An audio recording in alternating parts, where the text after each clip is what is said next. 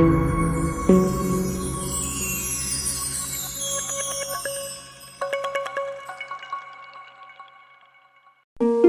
नसीम, उठ, जाकर अपनी माँ को पानी दे।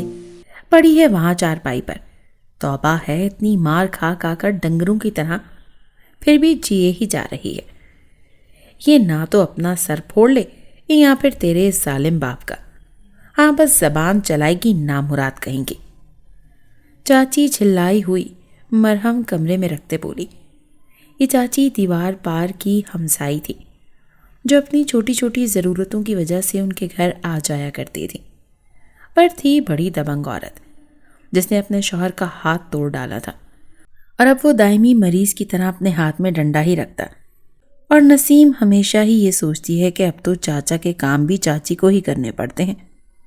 फिर भी खुश रहती है, कभी रोते नहीं देखा। हाँ, गुस्सा खूब करती है। क्या हुआ अम्मा को?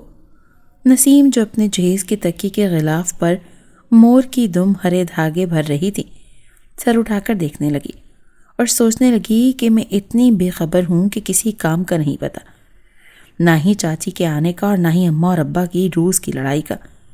बहुत ही नामाकूल हूं मैं। होना क्या है, खाई है तेरे बाप से मार।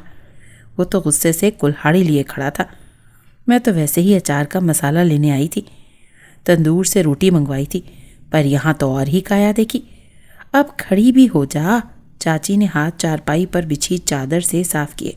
नसीम ने अपनी टांगे समेटी और जूती घसीटती हुई जानवरों वाले हिस्से में आ गई, जहां पर टूटी हुई बांध की चारपाई पर उसकी माँ कराहती हुई पड़ी थी। नसीम उसे देखती रही और उसे अपनी माँ कभी भी मजलूम न लगी, ना ही हमदर्दी हुई। अब्बा पर गुस्सा आता था खूब दिल दिल भर कर, फिर वो गुस्सा बेबसी में बदल जाता। अब भी वो खड़ी रही और सोच रही थी कि उसे अम्मा पर तरस क्यों नहीं आता। क्या वो अपनी माँ से मोहब्बत नहीं करती, या वो कुदरती तौर पर हमदर्दी जैसे जज्बे से बेबहरा है? मगर धड़ धड़ ढेरों वाक़यात उसके तस्वुर में आते गए, जब वो हमदर्दी से लदी होती थी मगर अपनी माँ के मामले में। पानी दे मुझे नसीम। एक कर्राह की सूरत उसकी माँ ने उसको आवाज़ लगाई। हाँ माँ, अभी ला रही हूँ। वो अपने आप को उठाकर ले गई और पानी के एक कटोरे समेत वापस आई। अम्मा का हाथ पकड़ा, सहारा तो ना दे सकती थी कि पता नहीं कौन से नादीदा जख्म पर हाथ पड़ जाए। अम्मा दोबारा से वापस आहो बका करती लेट गई और वो अपने कमरे में बिछे पलंग पर। उसकी शादी करीब ही गांव में रहने वाले दुकानदार नदीम से 4 महीने पहले ही तय हुई थी, और इस उम्र के दौरानिए में जब तितलियां ख्वाब की सूरत आंखों को रंगीन करती हैं, हर आहट में पायल की झनकार भर जाती है, होंठ किसी नादीदा रस से गीले रहते हैं और बदन का एक एक उज़ू हल्के से लम्स से झुनझुना जाता है। इस उम्र में दिल उमंगों और ख्वाहिशात का अंबार बना होता है, जो खून की हर लहर के संग बदन के एक एक कोने में खुशियां दौड़ाता है। लेकिन नामालूम नसीम को किस चीज़ का रोग लगा था कि उसका मन ख्वाहिशात के बजाय वसवसों की आमाजगाह बना हुआ था। आंखों में सुहाने ख्वाबों के बजाय बस डर ही डर था। वो हर आहट पर डर जाती थी, जैसे किसी जगह मनहूसियत की दस्तक लगी हो। 1 महीने बाद उसकी शादी थी, मगर उसने अपने जहेज में मोती टांकने के अलावा कोई ऐसा शोखपन जाहिर न किया था जिससे लगता कि वो एक नई जिंदगी का आगाज़ करने जा रही है। उसकी ज़िंदगी बहुत पाकीज़ा थी। जैसे ही 16 साल की हुई, शादी तय कर दी गई और मंगेतर जैसी आसाइश भी मैसर, हर चीज़ मकाम पर थी, पर बेचैनी की परवाह उसके अंदर समाई जा रही थी। मर्द अपने जोर को औरत पर क्यों आजमाता है? क्योंकि वो कमज़ोर होती है। देखा जाए तो हर ताकतवर अपनी ताकत का इस्तेमाल अपने से कमतर पर ही दिखाता है, पर औरत कमज़ोर तो नहीं होती, सिर्फ अपने इख्तियारात मर्द को सौंप देती है। मगर अगर होती भी है तो फिर कमज़ोर होने की तारीफ बदल देनी चाहिए, और मर्द को इतनी हिम्मत औरत ने ही तो दी है। वाह, मजलूम भी वही और जालिम भी। और ये मर्द करता ही क्यों है ऐसा? खयानत करता है, सज़ा तो मिलनी चाहिए। या खुदा, یہ میں کیا سوچ رہی ہوں؟ میں پاگل ہو جاؤں گی، جنون میں بہکی بہکی باتیں کر رہی ہوں۔ یکدم وہ اٹھ بیٹھی اور زور زور سے رونے لگی کہ اس وقت زخمی ماں کے سوا کوئی نہ تھا، اور شاید یہ آنسو ماں کی ہمدردی کی صورت میں بہہ رہے تھے، یا پھر شاید یہ اس کے اندر کا ڈر تھا۔ پچھلے سال اماں کا بھانجا ان کے گھر آیا تھا اور اپنے ساتھ بستہ بھر کے کتابیں لایا تھا۔ وہاں شہر میں پڑھا کرتا تھا اور واپس جاتے ہوئے کچھ کتابیں چھوڑ گیا تھا جو نسیم کے قبضے میں آ گئی۔ مڈل پاس تھی اور اردو پڑھنا خوب جانتی تھی، پھر سنجیدگی تو اس میں بچپن سے ہی بھری پڑی تھی۔ کبھی بھی اس نے دوسرے بچوں کی طرح کھیلا کودا نہیں تھا، نہ ہی کبھی اپنی سہیلیوں کے سنگ کوئی گڑیا گڈے کی کبھی شادی کروائی۔ ہاں، وہ گھنٹوں چھت پر اپنے طوطوں کے ساتھ ان کے جگلے کے پاس بیٹھا کرتی تھی، رات کو آسمان میں تارے گنتی تھی۔ کبھی کبھی تو اس کی ماں کو لگتا تھا کہ اس میں لڑکی کے بجائے کسی سادھو کی روح آن سمائی ہے، یا کوئی بڈھی روح آ گئی ہے جو اس کی شوخ طبیعت پر قبضہ کر بیٹھی ہے۔ 2 دن بعد اماں اپنے کام میں پھر جت گئی تھی، گالیاں بکتی کام نمٹاتے۔ دوپہر کو جب وہ کھیتوں سے جوں کی بالیں چن کر لائی اور تندور سے آئی گرم روٹی اپنے میدے میں اچار سے بھر رہی تھی، چاچی اپنی کٹوری ہاتھوں میں پکڑے آ بیٹھی۔ اریو نسیم، اس میں تھوڑا سا اچار کا مسالہ تو دے دے، دوپہر میں پیاز روٹی کے ساتھ بڑا اچھا لگتا ہے۔ نسیم خاموشی سے اٹھ گئی اور اس کے جانے کے بعد چاچی اماں کے نزدیک ہو بیٹھی۔ بات سن میری انیسہ، اماں اپنے خیال سے چونکی اور منہ اٹھا کر دیکھنے لگی۔ پیر پنچ پر ایک پیر آیا ہے کل ہی، لوگوں سے بڑا سنا ہے اس کا، بڑا ہی پہنچا ہوا ہے اللہ والا۔ ارے میں تو کہہ رہی تھی کہ اپنی نسیم کو اس کے پاس لے چل، جو سوکھی چمڑی اور بند زبان بنی پڑی ہے نا، ایک دم ہری ہو جائے گی، اس کی شکل پر بھی باہر آ جائے گی۔ لو دیکھو بھلا، بیاہ ہونے والا ہے پر لگتا ہی نہیں کہیں سے، ذرا سی بھی شوخ اور چنچل نہیں۔ ارے لڑکیاں تو اس عمر میں ہستی کھیلتی ہیں، ان کے تو چاؤ ہی پورے نہیں ہوتے۔ چلو پہلے کی بات تو اور تھی، مگر اب تو اسے تھوڑا خوش لگنا چاہیے نا۔ لو بھلا ہماری عمروں تک خوشی باقی رہتی ہے جو یہ انتظار میں بیٹھی ہے۔ اگر تو نہ جا سکے تو مجھے بتا دیجیے، ارے میں لے چلوں گی۔ اماں بڑی توجہ سے بات سن رہی تھی اور چاچی کے خیال دلانے پر احساس ہوا کہ واقعی نسیم باقی لڑکیوں سے کافی الگ ہے۔ کبھی جی سے خوش نہ ہوتے نظر آئی، اب شاید ایسے ہی ٹھیک ہو جائے۔ ہاں ٹھیک ہے، اس کے ابا سے بات کر لو تو بھیجوں گی۔ اماں نے چاچی کو حامی بھر لی۔ ہاں پھر تو چلی گئی وہ، پتا تو ہے تیرے گھر والا کتنا ہی بڑا جلاد ہے۔ ارے وہ نہ جانے دے گا، تو ایسا کر بس عصر کی نماز کے بعد اسے تیار رکھ، میں گائے کو چارہ ڈال کر آ جاؤں گی۔ ارے گرمیوں میں تو دودھ بھی کم دیتے ہیں جانور۔ چاچی بولتی جا رہی تھی، ٹھیک ہے کہہ دوں گی اسے میں۔ اتنی دیر میں نسیم کٹوری لے آئی اور چاچی پکڑ کر چلی گئی۔ آخر روٹی جو ٹھنڈی ہو رہی تھی۔ جب میری اور نذیر کی شادی ہوئی تو کیا وہ بھی مجھے ابا کی طرح گالی دے گا؟ وہ مجھے گالی کیوں دے گا؟ غلطی کروں گی، گناہ تو نہیں، اور غلطی تو وہ بھی کرے گا، پر میں اسے معاف کر دوں گی، گالی نہیں دوں گی۔ پر اگر اس نے دی تو میں اسے روک دوں گی کہ مجھے گالی نہ دے۔ خدا نے اس کی پسلی سے مجھے پیدا کیا ہے، جوتی سے نہیں۔ پھر تو مجھے تھپڑ مکے مارے گا، میں کیا کروں گی؟ نہیں، میں اسے روک دوں گی، اسے ہرگز اپنے آپ کو مارنے نہ دوں گی۔ مگر اگر اس نے مارنے پر روکنے سے مجھے گھر سے نکال دیا تو؟ مردانگی کی نشانیاں اگر میں اپنے بدن پر نہ چھپواؤں تو وہ مجھے ضرور چھوڑ دے گا۔ چھوڑتا ہے تو چھوڑ دے، میں اپنے گھر واپس آ جاؤں گی۔ مگر ابا تو مجھے نہ چھوڑے گا، پھر میں ابا کو مارنے سے، گالی دینے سے روک بھی نہ سکوں گی۔ اگر میں نذیر کے ساتھ جاتی ہی نہیں، پر نہ جاؤں گی تو پھر کہاں جاؤں گی؟ کاش اللہ میاں نے ایک ایسی جگہ بنائی ہوتی جہاں ہم جیسے رہا کرتے۔ یہی سوچتے سوچتے نسیم پریشان ہو رہی تھی، اور پھر اچانک اسے اپنی دوست نیلو یاد آ گئی۔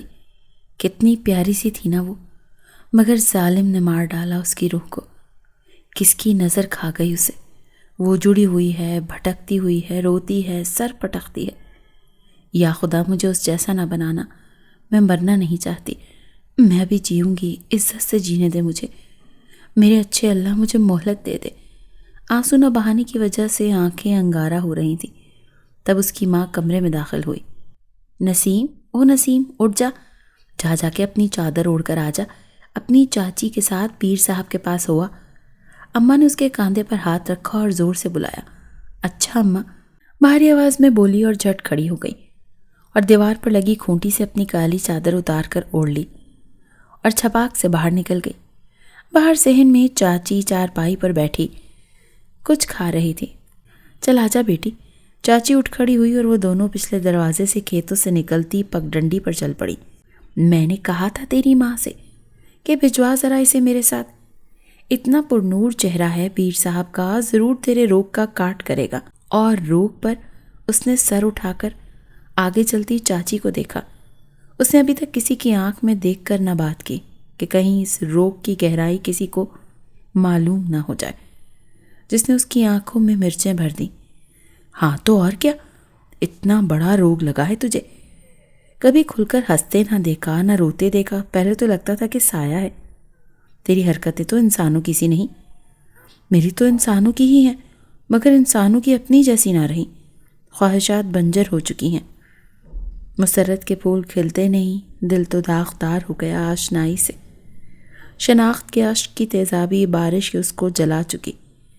میرے لیے کچھ نہیں، سوچوں کی لمبی لہر اس کے ہونٹوں تک آ کر آواز کا روپ دھارتی چلی جا رہی تھی۔ ایک نور کا دھارا چلے گا اور میری ساری شناختوں کو مٹا دے گا۔ میں ایک نئی زندگی جیوں گی، ایک ایسا جیون جس میں کرم ہوگا مجھ پر، پھولوں کی بہاریں آئیں گی، میں قریب رہوں گی اپنے نصیب کے، میں کسی کی گالی نہیں سنوں گی، میں کسی کی مار نہیں کھاؤں گی، میں کبھی یہ سب برداشت نہیں کروں گی، میں آزاد رہوں گی، میں اس طرح سے تڑپ تڑپ کر نہیں جیوں گی۔ چاچی کے پیچھے چلتی جا رہی تھی اور اپنے دل ہی دل میں سوچتی جا رہی تھی۔ چاچی بھی اپنی باتوں میں مگن تھی۔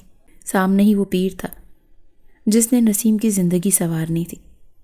اپنے مریدوں میں وہ گھرا بیٹھا تھا۔ بات تو عجیب تھی، زندگی اس کی اور اسے ٹھیک کسی اور نے کرنا تھا، مگر اس کا مقام بلند تھا، وہ خدا کے نزدیک تھا، دیکھا جا سکتا تھا۔ خدا کے بندوں کو وہ راستہ دکھاتا ہے جو انسانی آرزوؤں کی دھن میں غائب ہو جاتا ہے۔ چل آجا، بیٹھ یہاں۔ چاچی نے بازو سے پکڑ کر اسے اپنے برابر بٹھا لیا اور انتظار کرنے لگی کہ کب توجہ ان کی طرف ہو۔ پیر صاحب نے تو زور زور سے اللہ ہو کا نعرہ لگایا، نہ ہی سر کو کسی اندیکھا مستانے سر پر سر دھن رہے تھے۔ ہر کسی سے نہ سمجھنے والا جملہ کہا، ستاروں سے آنے والی لہروں کی طرح جو سمجھ ہی نہ آتی تھی، مگر لوگ اسے ہی تبرک سمجھ کر سنبھال سنبھال کر ریشمی پلوں میں باندھ لیتے ہیں۔ اب نسیم کی باری تھی۔ پیر صاحب السلام علیکم، یہ میرے رشتے میں بھتیجی ہے، میرے گھر کے ساتھ ہی رہتی ہے۔ اصل میں پیر صاحب اس کی شادی ہونے والی ہے نا، پر نہ جانے سے کیا ہوا ہے، نہ ہنستی ہے نہ روتی ہے، عجیب سی نظروں سے دیکھتی ہے۔ اس کی تو زندگی بڑی ہی صاف ستھری گزری ہے، ارے ہماری ہی آنکھوں کے سامنے پلی بڑی ہے۔ اس کی ماں بڑی پریشان ہے، آپ تو بڑے پہنچے ہوئے ہیں، کچھ دم درود ہی کریں تاکہ یہ ٹھیک ہو جائے۔ چاچی ملتجی آواز میں التجا کی بیڑیاں پیر صاحب کے پیروں میں ڈال رہی تھی، اور پیر صاحب یک ٹک نسیم کو جھکے سر کو دیکھے جا رہے تھے، جو چاچی کے کہنے پر پیر صاحب کی طرف دیکھنے لگی۔ سرخ آنکھیں، ارد گرد کاجل کا اندھیرا پھیلا ہوا تھا، دل کا جلاپا چہرے پر چھاؤ کیے ہوئے تھا، روح میں کھبے خنجر بے قدری کے چھرے رخ پر آسانی سے آشکار تھے، ساتھ ہی بغاوت کا کچا پن پکے میں تبدیل ہو گیا۔ پیر صاحب سوچنے لگے کہ عشق کی یہ کون سی منزل ہے جو نہ تو انسانی ہے نہ خدائی ہے، بلکہ حسرتوں کا جنازہ نکال کر اس کی راکھ مل دی گئی ہے۔ صدائیں اٹھ رہی تھیں، آگ بھڑک اٹھی تھی، قلندری کا ساون ٹھٹر گیا۔ نسیم جنون کی شکل دھارے ایک ہوا کی لہر بنی تھی جو بے نیازی سے اپنے دھاروں کی صورت تباہی مچاتا، غرور و تمکنت سے اندر کے لاوے کو ادھر ادھر پھینکتا، خود بھی اختتام پذیر ہو۔ لے جا بی بی، اسے لے جا، کسی کی صدا پر کان نہ دھرے گی، اپنے مدار سے نکل آئی ہے، کسی کام کی نہیں، کسی کام کی نہیں، اپنی تپسیا کی ہے اس نے، طاقت نہ سنبھالی جا رہی اس سے۔ میرے مالک تیری صورت، میرے مالک تیرا کرم، میرے مالک تیری خبر گیری، میرے مالک تیرے کھیل میرے مالک۔ اور پیر صاحب اٹھ کر قبروں والی جانب بنی کوٹری کی جانب چل دیے۔ نسیم اپنے اس پہچاننے والے کے پیچھے چل پڑی اور برگد کے درخت سے ٹیک لگا کر بیٹھ گئی اور بے جان ہو کر گر پڑی۔ چاچی اچھمبے سے یہ سب دیکھ رہی تھی، دوڑتی ہوئی آئی اور اسے ہلا ہلا کر پکارنے لگی، بھلا ایک پروں کا پرندہ بھی اس کے ہاتھ آیا ہے؟ وہ بھی اڑ گئی اور اب اس کا سانس لیتا جسم تھا اور دھڑکن کے ساتھ نبھاتا دل، جو کسی ہوش کے بغیر دماغ کو سہارا دیے ہوئے تھا۔ گھر میں نسیم کا وجود آیا، خود تو کب کی اس کھڑے سے بہہ گئی۔ اوئے نصیر، جائیے روٹی دے آ جا کے نسیم کو، پڑی ہے صبح سے بھوکی، کواڑ بند کیے۔ رب نے بھی پتہ نہیں یہ فقیری میرے گھر پیدا کر دی، اور وہ بھی عورت ذات کی صورت۔ ہائے میرے نصیب۔ اماں اپنی میلی اوڑھنی سے آنسو پونچھ لیں۔ نسیم تو اس طاق میں سجی تھی جس میں صرف طاق دیے جلتے ہیں اور ان کی روشنی ایک سچائی کے تیل سے جلتی ہے، جنون کے پروانوں کو اپنے ارد گرد بھٹکاتی ہے۔ ایسے لوگ سوائے اللہ کے اور کبھی کسی کے نہیں ہو سکتے۔ وہ تو شروع ہی سے صرف اللہ ہی سے مانگتی تھی، اسے کسی انسان سے کبھی کوئی عشق تھا ہی نہیں۔